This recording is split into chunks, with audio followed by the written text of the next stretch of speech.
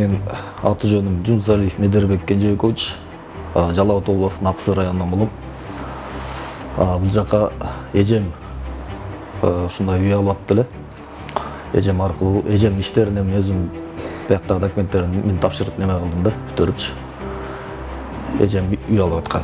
Ушу интернеттен көргөн экен. Россияда эжебиз. Анан башында биз дагы кичине рисковать эткендей болуп калдык. Ишене албай, аз алдамчылар көп го. Анан эми негизи жакшы эле буюрса. Ошо алып неметип атабыз. Эжем тияктан ошо интернеттен көргөн экен. Анан бияка мага чалды. Анан бияка келип өзүм консультация алып бияктан эле чүрөткө туруп кеткен. Мен туруп кеткен да. 2 миллионго турганбыз, 500 миң төлөгөнбүз. Ошондо плюс 25% 500 миң плюс 80 миң услугасы. Ошо. Анан ай сайын 12.500ден ушул убакка чейин төлөдүк да. Ошондо суммадан азыр эми ошол убактан баштап жеңилдетип баштадык да өзүбүзчө.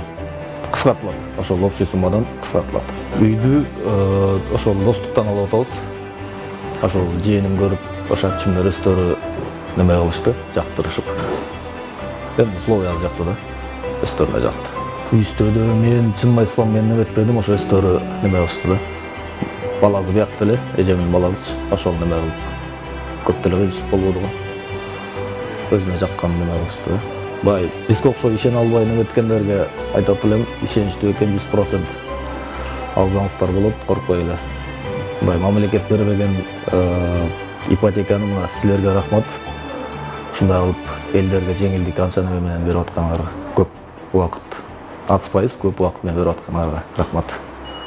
Ошол ишениңиздер деп айтат элем көргөндөргө.